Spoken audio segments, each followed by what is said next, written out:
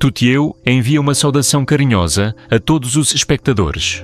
Do fundo do coração, deseja a todos um novo dia, cheio de energia e alegria e as melhores sortes. Tutieu caminhava apressada, o olhar ligeiramente tenso, como se quisesse evitar alguém. Mas de repente, uma voz fria ecoou atrás dela.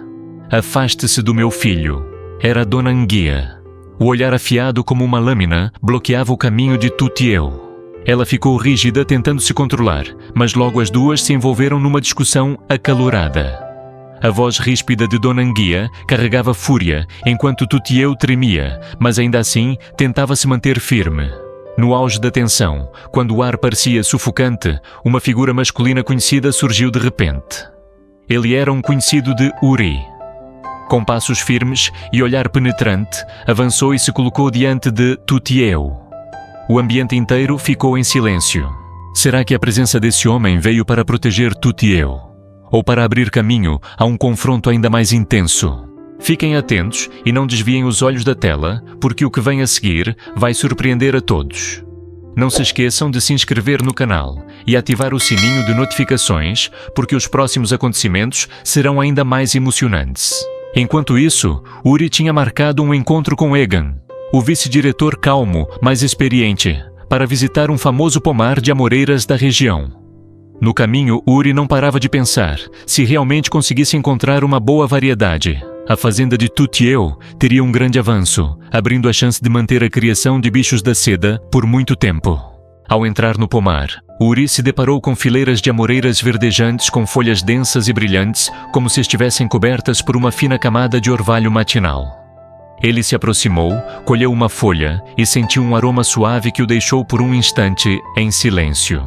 Com folhas assim, as larvas vão se alimentar muito bem, pensou com os olhos cheios de esperança. Então voltou-se para Egan com a voz mais grave e carregada de urgência. Egan, esta é exatamente a variedade que eu preciso. Se conseguirmos levá-la para a fazenda, Tutieu certamente terá a chance de recuperar a criação dos bichos da seda. Egan assentiu os olhos brilhando em aprovação, mas não respondeu de imediato. Em silêncio, deu mais algumas voltas pelo pomar, observando atentamente cada tronco, cada detalhe da terra. O ambiente parecia suspenso no tempo. Uri ficou parado, o coração batendo forte. Por fim, Egan interrompeu a caminhada, virou-se para Uri e deixou escapar um leve sorriso no canto dos lábios. Está bem. Vou falar diretamente com o dono do pomar. Mas... Ele fez uma pausa, o olhar penetrante deixando Uri um pouco tenso. Essas amoreiras não serão fáceis de conseguir. Prepare-se. Uri respirou fundo. Naquele instante, o público só podia se perguntar: será que a negociação que está por vir acontecerá sem problemas ou abrirá mais um desafio para Uri e Tutieu? Na pequena cozinha, o cheiro da massa fresca misturava-se ao aroma doce do leite, espalhando-se pelo ambiente. Tutieu arregaçava as mangas, o rosto iluminado por uma felicidade simples. Ao seu redor, algumas crianças riam e brincavam com as mãozinhas desajeitadas, mas cheias de entusiasmo. Vejam só, tem que girar a massa assim, para sair um bolo bem bonito, dizia Tutieu, modelando a massa, enquanto mostrava o jeito certo. Olhos curiosos a observavam atentamente, e logo aquelas mãos pequenas tentavam imitar os movimentos. No começo, os bolos saíam tortos colando na mesa. Mas depois de algumas tentativas sob a paciência de Tutieu, foram surgindo bolinhos redondos e delicados. O ambiente estava cheio de alegria, risadas misturadas a exclamações como "Ah, estraguei esse" ou "Esse ficou lindo". Tutieu não conteve o riso, olhando para as crianças, como se por um instante tivesse voltado à própria infância. Quando a primeira fornada saiu do forno, a fumaça quente e o cheiro irresistível encheram a cozinha de vida. As crianças se apressaram para provar os olhos brilhando de felicidade. Tutieu também deu uma mordida e um sorriso radiante se abriu em seu rosto. Conseguimos, mas ela não se esqueceu de avisar com carinho. Guardem uma parte, tá? Este é um presente especial. Vamos levar para o avô. Naquele instante, todos ficaram em silêncio por um momento e logo assentiram com firmeza. Nos rostinhos inocentes surgiu um brilho de orgulho. Aqueles pequenos bolos carregavam um enorme amor. Quando o avô de Tutieu recebesse esse presente, será que ele se emocionaria ao recordar memórias adormecidas ou se abriria um novo capítulo cheio de surpresas? Fim de tarde. O caminho da aldeia se estendia sob a luz dourada do pôr do sol, enquanto o vento passava pelos bambuzais, sussurrando segredos misteriosos. Tutieu levava a cesta de bolos ainda quentes, cujo aroma espalhava alegria pelo seu coração. Ela sorria, imaginando o momento em que o avô provaria a primeira mordida. Mas ao dobrar a esquina, o sorriso desapareceu. À sua frente surgiu uma figura familiar, Dona Anguia, mãe de Uri, com um vestido elegante e o olhar frio e cortante. O coração de Tutieu se apertou. Ela baixou o rosto, tentando passar rápido, desejando que aquele encontro fosse apenas como uma rajada de vento passageira. No entanto, uma voz firme soou atrás dela, cortando o silêncio. Espere! Aquela não é a menina Tutieu. Tutieu parou de repente os dedos apertando o guidão até ficarem brancos. Virou-se o olhar trêmulo e era mesmo Dona Anguia. A mulher se aproximava a cada passo carregado de pressão, tornando o ar sufocante. Escute bem. A voz de Dona Anguia ecoou clara, cada palavra como uma lâmina. Não ouse mais se envolver com o meu filho. Uri já tem a esposa que eu escolhi para ele. Você nunca será digna. O corpo inteiro de Tutieu tremia. A garganta fechada, os olhos marejados, mas nenhuma palavra conseguia sair. Apenas segurava firme a cesta de bolos, como se ali estivesse a sua última força. O silêncio denso pairava no ar, até que os faróis de um carro iluminaram a cena. Um veículo preto e brilhante parou devagar. A porta se abriu e um homem desceu, um conhecido próximo de Uri. Seus olhos faiscaram de raiva ao ver aquilo diante dele. Ele avançou a passos largos, a voz firme e poderosa, rompendo a atmosfera sufocante. Dona Anguia basta. Esta é Tutieu, a mulher que Uri ama. Se continuar assim, quando ele souber, ficará profundamente decepcionado. Dona Anguia ficou momentaneamente surpresa. Seu rosto perdeu a firmeza por um instante, mas rapidamente voltou à postura rígida. Isto é um assunto da minha família. Você não tem o direito de se meter. O homem não recuou. Com o olhar frio, tirou o telefone do bolso, lentamente. Se a senhora não parar, eu ligo agora mesmo para o Uri. Ele próprio ouvirá cada palavra que acabou de dizer.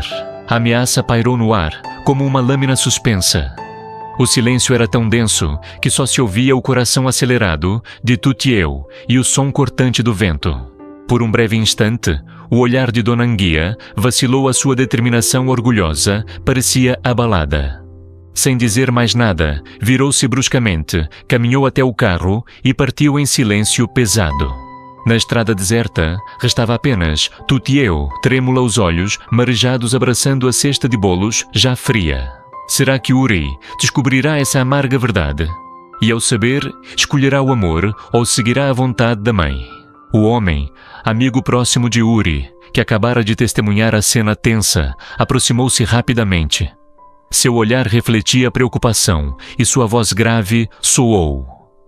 O que aconteceu? Tutieu. Ela disse algo para você. Tutieu abaixou o rosto, os ombros tremendo levemente. Apertou a cesta de bolos com força e respondeu com a voz embargada. Não foi nada. Em seguida virou-se e saiu apressada, deixando para trás o olhar desconfiado e inquieto do homem.